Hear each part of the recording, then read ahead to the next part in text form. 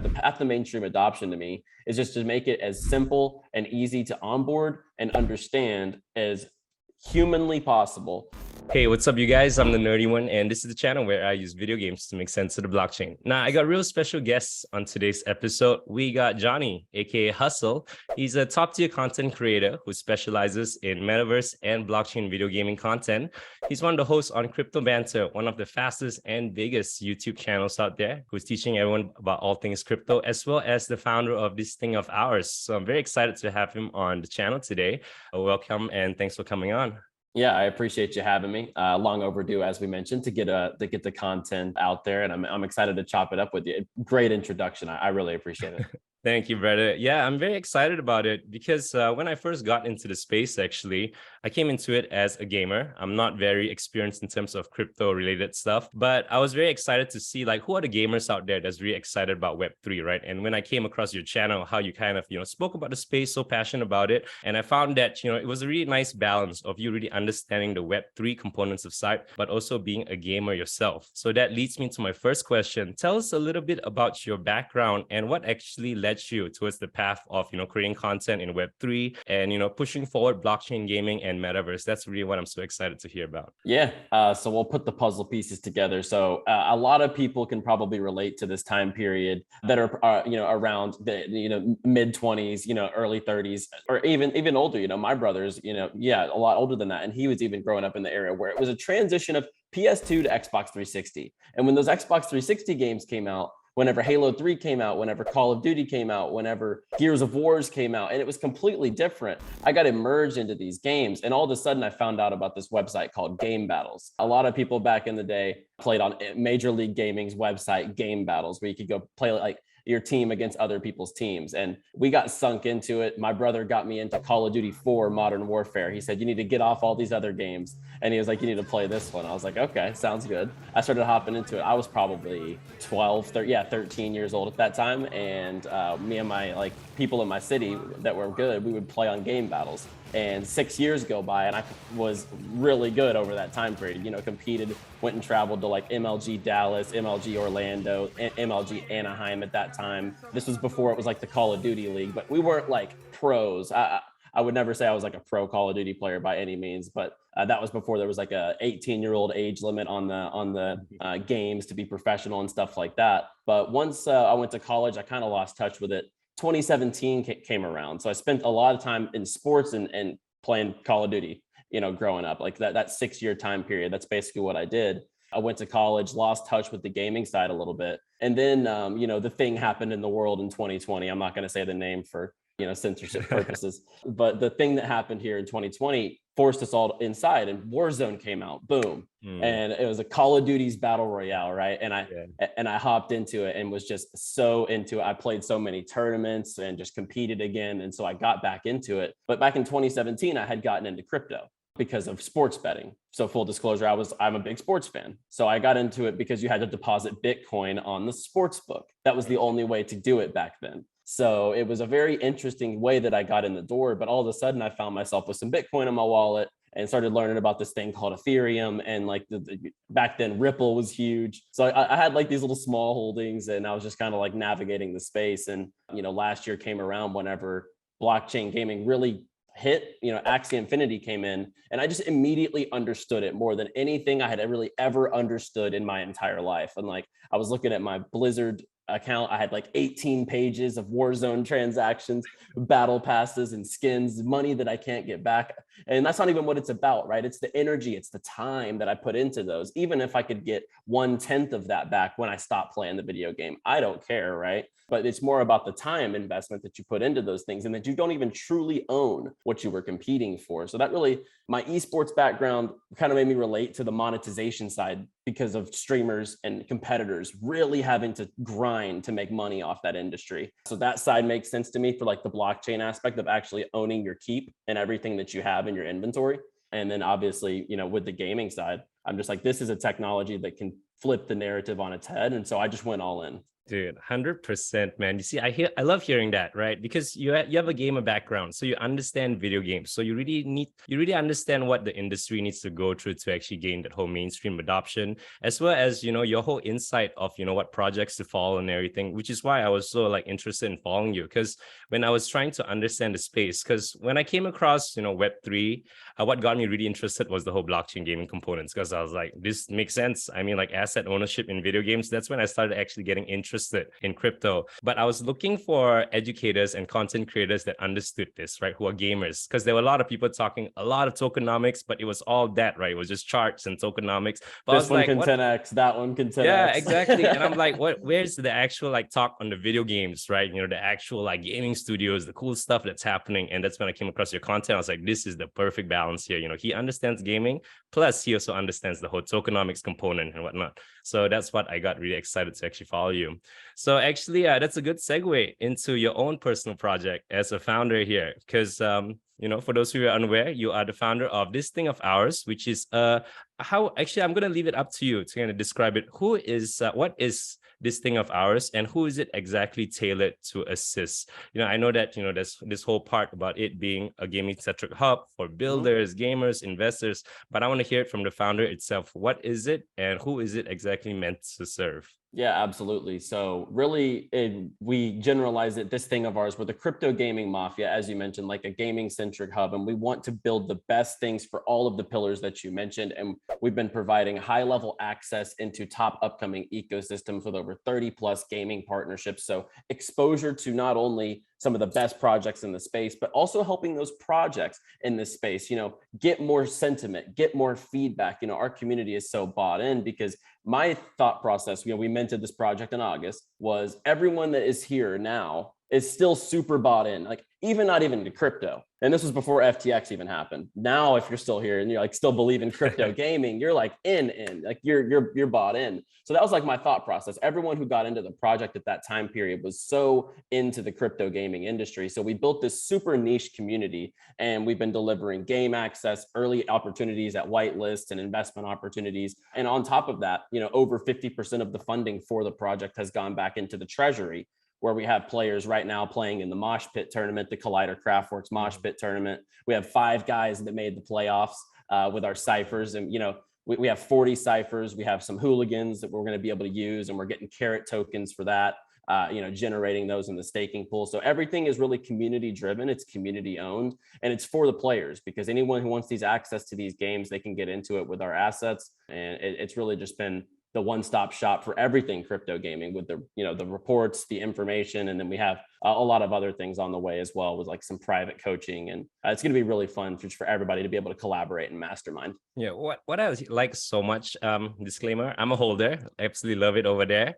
Yeah, but what I love so much about This Thing of Ours is that I'm a pretty busy guy. I work 40 hours in my other job. I'm really trying to hustle here in Web3, but it's nice getting to go towards This Thing of Ours and getting just a rundown of everything that's happening. Your weekly gaming reports, absolutely awesome. You cover everything up, and I like how you're very humble and very sincere when you share stuff. You kind of admit that you're not sure where things are going. That's what I don't like about people who say like, I know exactly what is going to happen in the future, but you state, these are the facts, this is what is happening, this is what they're building, and I love this because of this. But there's also some downsides because of this. And this is why I think it's so important for people to understand. We need to be educated about the space so they can make proper decisions, and making it fun as well, with all the gaming content that you're creating, giving opportunities for just regular gamers to get more involved in the industry. I think it's a really, really awesome thing that you're actually doing. And why I'm so excited about This Thing of Ours, and actually the biggest reason I actually bought in, is because of the partnerships that you've been making.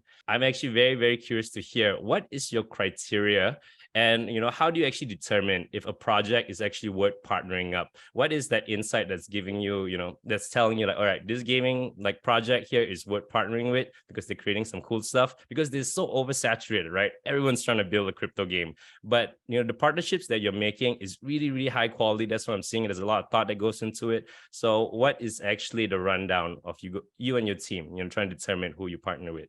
Yeah, it's a great question. And whenever we were initially, heading up towards the mint of the project, we were really honed in on the ones we've already worked with, right? Yeah, Collider, My Pet Hooligan. We had really already cultivated, Clementine's Nightmare, a bunch of different projects, Steady Stack, 𝗏𝗏𝗏. Those projects, we had a really foundation with those projects in the past anyway. So those were our initial partners, but then the onboarding of partners after, it's definitely been a vetting process. And let's just take, projects like Legends of Venari. They've been around for a long time, quality game, giving us demo access, $5,000 USDC prizes for our holders to be able to go in there and, be able to accumulate. And whenever a product's that good, the team is good, like having the conversation with them and actually breaking down the benefits for each community here and being able to find incentives and perks and real utility, right? Because if our goal is to lower the barrier of entry to these games by holding just TTOO, for example, then we need to be able to give high level access and prizes inside of these ecosystems. Take Byte City, for example.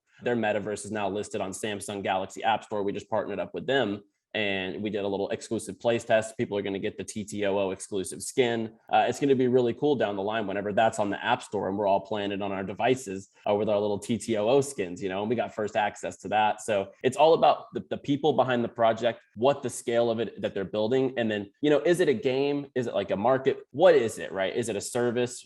So there's a lot of different things like Steady Stack, for example, just gives us information flow, which is high quality information flow. Mm-hmm. So there's different pillars of what we look for sure. But we definitely evaluate it top to bottom. We've said no to a lot of projects, that we really just feel like there's it's either garbage, it's not what our holders should be getting into or even looking at, what I mean? It's just like we've had that come arise, but whenever there's just super quality products in the crypto gaming space or just metaverse, tech in general that we can integrate and that approaches us, we just look at it top to bottom. And if it's a fit and adds value, we just go ahead with it. I love that. Adds value. You see, that's what I love hearing from a founder, right? Because you're kind of that first line of defense for us. Because for someone who's coming in, who's so new to the space, who is so inexperienced, there's just so much noise. I experienced that. I'm very, very new to the space. I just got into it last November. And it's just so difficult to try to understand what is good, what isn't good, what should I be paying attention to? And having, you guys, this thing of ours, the whole community actually filtering this out, trying to guide the new users into it. That's what I think is so amazing.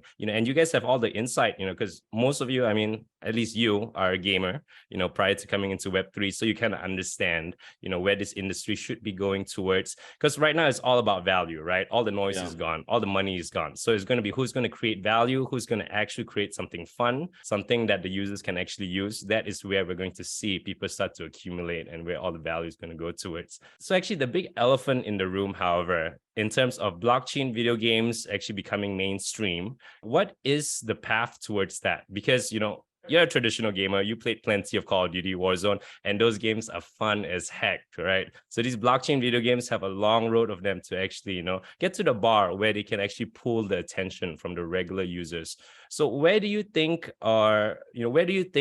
the path actually lies in terms of blockchain video games gaining that mainstream adoption to be competitive enough so that the regular users can be like, hey, I'm going to want to try out this blockchain video game because it might actually be more fun than the traditional video games. Like what needs to happen for that to happen? Yeah, unfortunately, at the beginning of the industry, a lot of it was, ooh, I could spend 6 hours in the game and make $20. Okay, I'm going to do that every single day. And all of a sudden, I just made $500 this month that I wouldn't have had just by playing a video game. That used to be the thought process, but that is gone now. Luckily, we're moving away from that in this industry because that's not the main path to adoption, right? When has a token ever been a part of a main ecosystem that these games have ever been a part of, other than like RuneScape or World of Warcraft, when you're actually acquiring inventory, once again, which you don't technically own, but they were selling those accounts back then, like they were already doing that online and using the technology. But the Web3 technology just makes all of that better. The path to mainstream adoption to me is just to make it as simple and easy to onboard and understand as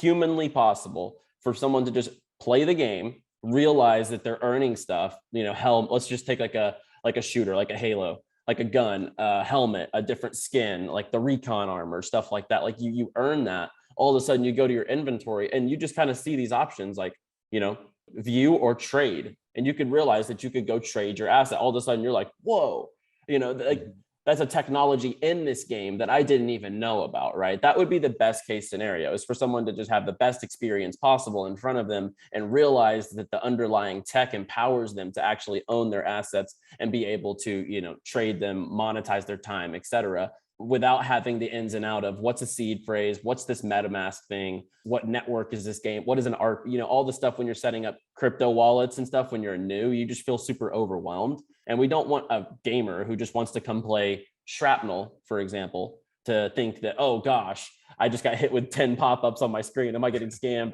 I'm gone. You know what I mean? So we don't want that to be the case. So ease of onboarding, microtransactions have been a part of games for years and years. It started off with little tiny map packs. Call of Duty used to sell like map packs of 2 back in the day. Now they sell 30 skins on the marketplace at a time, right? So the times have changed, and that's like their whole revenue model. And it's a very empowering technology. And I think that you just can't make it any more difficult than it already is, to understand the crypto side of it. So just make it easy to integrate, easy onboarding, email, password. If you want to trade your assets, you can learn how to onboard, and then you go from there. But we need games inside the space to come out and develop and be able to push the product level that these main studios have.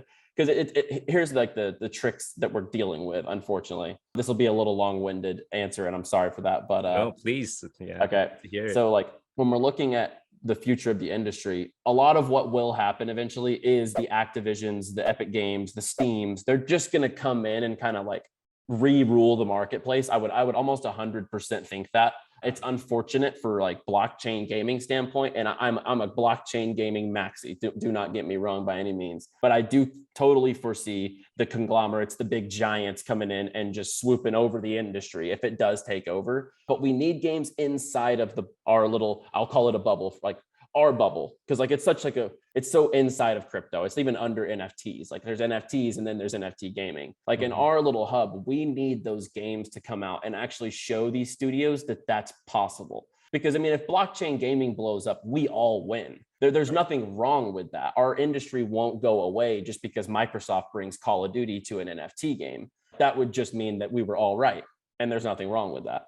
But what we need to see happen is Shrapnel, Illuvium, Star Atlases, those games, those dead drops by Dr. Disrespect. I feel like if that hits, they could really bring a new wave of adoption in the door as well. So if we have those actual Web3 products that blow up, then the big studios are going to come in and they're going to start putting money into it the way that Facebook did the metaverse. And we're already seeing the money coming in the first 3 quarters of this year. I think 7 billion into blockchain gaming. Yeah. That'll materialize over the next 3 to 5 years, in my opinion. So we have a long road ahead of us. It might not even be till 2025 that we see like a AAA, let's call it a real AAA game. Like Illuvium's RPG open world game looks good. Shrapnel looks good. There's some games that do look good, but when we're talking like they want the Call of Duties of the blockchain, they want this and that, we're going to probably need some time. And once that time comes, I think that the big studios are going to turn their heads. We're already seeing it with Epic Games. Steam's putting NFT games back on the platform. So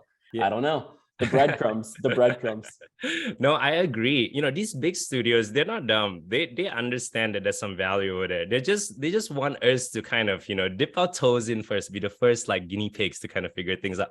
Yeah. And of course, there's a lot of like other stuff, they can't just jump into Web3 because their whole model works already. They're already generating a ton of profit. So why would they do something so risky when there's no point to do so, right? So they're kind of just waiting to see how things turn out. But, once, they notice that, all right, gamers are starting to get interested in this. Oh, you can actually make like some good money of this, of the royalties and everything. Then you'll start to see this kind of mainstream adoption area. But we are really kind of the first people who are the believers, the ones that's pushing this industry forward. And I think that we're in a really great position to kind of be, like the bigger players. Because what I find is so difficult about traditional gaming right now is that it's really controlled by this like really big figures, right? Like you said, Activision, Blizzard, like EA, they're just controlling the entire gaming market. Whatever they put out, everyone's just gonna go for it. But this is where it gets really interesting in terms of blockchain video games, because now there's this whole separate entity of game devs, people who are really trying to innovate in the space that can really stand out,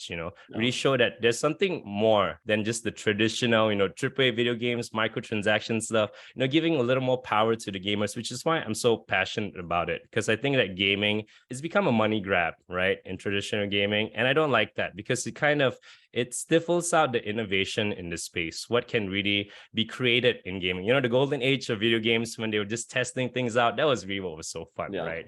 But just recently, especially since the boom of Fortnite, I think that's what restarted it off. People understood that, free to play microtransactions, That's the easiest way to make money. And now you just see every single game is free. It's like a free mint. Yeah, seriously. And now that you mentioned that, that's what's so interesting, that everything that's happening in blockchain video games is actually so natural for the gamer to adopt. Transacting, getting digital currency on games, that's cryptocurrency, trading your assets and, on video games, those are NFTs. It's just a different way of seeing stuff.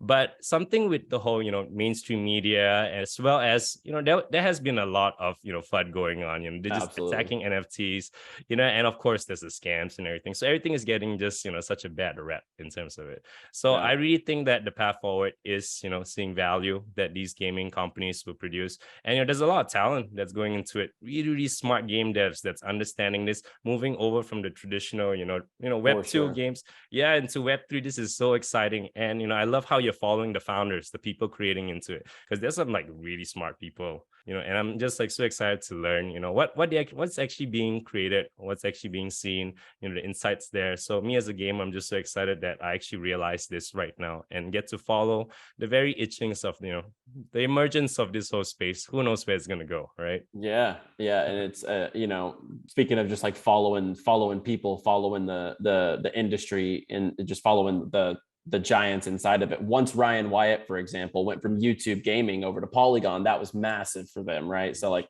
the people behind it cultivating and leading these brands forward are almost just as important as the product. Like, and then we've seen it with that at this point with FTX, SBF. We don't even have to get into all that, but we've seen it. It's more about the people behind it at this point. And like there's projects out there that have such high quality teams bringing in industry like EA, Riot Game, backed industry devs. Like it's definitely coming. The money's coming in, the talent's coming in, and now we just got to give it time and patience. Exactly. And so I do need to ask, actually, if you could pick one blockchain video game that you were most excited about. Everyone's a little different, because I know you're a first-person shooter kind of guy. I'm more of an RPG fantasy, so it's going to be a little different. But what's the one blockchain video game that you're most excited to see its progress, just based off, maybe you just want to play the game, maybe you're excited about the technology that's building in terms of Web3. What are you excited about and why, if you could put a spotlight on one project? All right. It's always hard, and I'm going to try to do something I haven't named in the video so far. So it'll like exclude Shrapnel, it'll exclude Illuvium, it'll exclude all those, even Dead Drop. I'm really excited about that. But just to spice it up with a different title, that's not a first-person shooter that I'm super excited about right now is 𝗓𝗓𝗄𝗓. 𝗓𝗓𝗄𝗓's game looks super, super quality. It's like a battle royale. Right now, it's like a mini royale demo. Now they're about to move into their full map. Their characters look super, super. They're fully rigged characters, almost Fortnite level quality. Luminosity Gaming's getting on board with them, I believe. The breadcrumbs lead to believe that a lot of their esports players are already playing it. So they're backing 𝗍.io, another blockchain game as well. So I'm really excited about 𝗓𝗓𝗄𝗓. I think that, in the future, that game could probably push, Fortnite of the blockchain potential if they do it right. And that's one I definitely have my eyes on. Thank you, man. That's the exciting part, right? You get to really follow the industry, see where the tech is going, and you get to play some really, really sick video games. And once these fun video games come out and we can actually create some amazing content on it, that's when we get the gamers interested. That's when they get excited to try it out and see what's going on. Yeah, and then we start showing all the cool Web3 components, like I'm playing this super, super cool game, but check out all the skins. I get to move around the blockchain. That's when we get people really interested. Yeah, and it's the social proof too. Like you see someone in Warzone with like the rose skin, if you know what I'm talking about. Remember the all black suit that was like super hard to see in shadows and stuff like that. But you saw someone in that suit, and most of the time they were like what you would call a sweaty player or like a good player. You know what I mean? Like it was like almost like or like you have one of those skins, and it's like the same thing as wearing a Bored Ape as your profile picture. So. Gaming does carry that same exact social proof with your friends and whenever you're playing. And so many people are playing the new Warzone now, and they're buying all these skins. The industry's there for the taking. We just need the quality products to come into place. Exactly. I don't know. It's just so natural for gamers, right? They've been doing this for years already. This is just the next step up. It just needs the right game or the right person telling that, like, hey, this totally makes sense. You guys should, be a little more open-minded with it. And I mean, the gaming industry has gone through these cycles, right? It went through the whole free-to-play model, and people were like, nah, free-to-play is not going to work.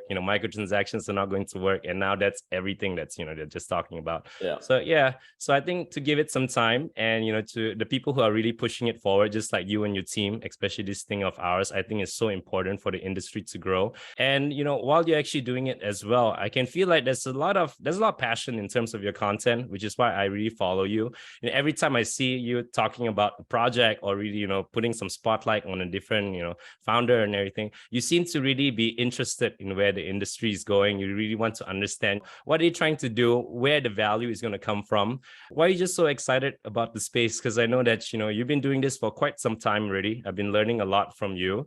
But you've just been so consistent, right? Especially your content on 𝗏𝗏𝗍𝗱. I know you had your own personal YouTube channel first, and then you move on to 𝗏𝗏𝗍𝗱. But you're putting out content every single week. Or sometimes, every few days you're putting something out. So where's all this passion coming from? What's driving you forward in this industry? And what's going to keep you and the team, going on for the, I don't know, decade or so? Because this industry isn't going to go anywhere. Yeah. Yeah. So it kind of almost goes back to what you said with the amount of centralization within the gaming industry. And for a lot of years, I was trying to like crack into this Twitch and then the YouTubes, making videos of gameplays and stuff. I've done that. Like I've been on that side of it as far as streaming and trying to create content as a traditional gamer. And it's one of the hardest things in the world to get your Twitch above the swags of the wars. Like all the viewers on Twitch watch like 1% of the channel, and the other 99% of people on the channel have less than 5 viewers concurrently at the time. There's like a stat out there that you could find that I believe that's actually like some sort of a stat, but there's so many chains within that industry. And it goes back to the whole premise of players, developers, streamers, content creators, builders, whatever it is. Web3 is the place where you get the most empowerment from your labors, everything that you're doing inside these games, the time, the effort. You're actually able to take ownership and monetize your time and your energy into those things. And I think that as far as this industry, what motivates me is being in front of the technology that could take gamers from that old model of being extracted basically of their time and their money, like just in all totality. It doesn't matter what Fortnite skin you wear. If you're not good, it's not going to make you better, right? That's kind of the thing. They're basically extracting your money on that side. And this is an empowering side for everyone, the player and the developer. So I think it's just really exciting for me to be at the forefront of this industry and just try to get my voice out there for years to come. Because I think that once this industry does get to where we know it can, and either be like a powerful subsector or take over the gaming industry where everyone's doing NFT skins, I really just want to be at the forefront of that. And they'll call us crazy now, right? But this is like those perfect times to just build a brand, get out there and try to push value in a time period in an industry that's this young. I mean, and as far as December 2022, we are 19 months from whenever Axie Infinity blew up. It's not like this industry. That's not even the timeline to be able to build one Call of Duty game. You can't, it take 3 years to make one Call of Duty game because they filter through 3 studios. So I don't know. I think that's what excites me. I'm just wanting to be in front and be a face of this industry for years to come, as far as, providing value, adding value and education to the market. And that's what I want to keep doing. Dude, no, that's amazing to hear about. That's so refreshing to hear that from a founder, that, you're really excited because of the whole gaming, where it's going to push the gaming industry forward, right? And you coming from a gamer yourself. And that's what I really love what you are doing in terms of your content, in terms of you pushing and putting a lot of spotlight on the different projects is building, because it's not easy building in the space. So everyone that is really doing this is doing this for their own personal reasons, right? They really want the industry to be pushed forward. They really want mainstream adoption to happen. They really believe in the tech itself. All the noise is gone. Most of the money is gone here. So we're really just seeing, who is really in it here to actually make it happen. So, I think that's actually a good place to start to end off. I really thank you so much for coming onto the show. But do you have any other lasting messages to, any of the, this thing of ours holders, maybe just your community in general, or just, any lasting thoughts on the space and anything you want to, let people know who are still grinding away, building in the space, what you want them to know? What's your lasting messages? Yeah, first and foremost, I want to thank you for having me on the channel. I really enjoyed the talk and the interview and, our thoughts on the space. I'm fully convicted with you that this is going to be one of the biggest industries that comes out of the Web3 sector in totality, in its whole entirety. And then also, guys, drop down and hit the like button and subscribe to his channel right now. Drop a comment down below if you enjoyed the interview. So as far as my last message, yeah, 𝗡𝗲𝗍, we have a lot of stuff on the way. We have some upcoming, new information pillars, coaching, YouTube growth courses, as we just mentioned. Like, I want to help people grow their brands. I would love to. I want to help people push in this industry. Web3 is still so young, and people have so much runway and opportunity to still be able to get out there and build their brand in these time periods. And so I want to help people with that. We're going to be rolling a lot of stuff, new partnerships and new pillars of information, as mentioned, into 𝗡𝗲𝗍. And then if you're out there still building in this space and you haven't left after Luna, Celsius, BlockFi, FTX, all this craziness, the conspiracies, the Caroline SBF saga or whatever we got going on here. If you are still here and you're still like Web3 gaming is going to be the future, stick to it. And I guarantee you, your crazy friends or your parents that thinks like, that you tell them about it and they don't know what it is, or they have no idea. Yeah, well, no, it's me too. My parents have no idea what I do still. They're just like, what the heck is it that you do? So yeah, it is what it is. And so right now it's such a youth industry, and I think Web3 gaming, this technology, we're seeing it with some of the biggest brands in the world, and I think that it's going to come to the biggest games in the world, and I think it's inevitable. The gaming industry wasn't the first adopters of business in the world, and the business industry is already sniffing out and getting involved in the Web3 tech. I think games will follow. It'll just take that time and stick with it. I think, not to use the Web3 terminology, but if you stick with it, you're probably going to make it. There we go, you guys. That was from Hustle himself. You heard it here first. Web3 gaming especially is here to stay. So make sure you guys check out the description below for all the links. Highly recommend you guys check out this thing of ours. Check out Hustle's content. Amazing alpha, amazing information, especially if you're interested in the blockchain and metaverse space. Highly recommend you guys go take a look at his content, and make sure you hit that like and subscribe button and check out his content there. So thank you so much again for tuning in, Hustle. I really thank you for having me. No, I look forward to seeing what you're going to do with this thing of ours, what you're going to do in terms of your content, and I'll be following very closely along. My man, I appreciate it. You got it, brother. Take care. Thank you.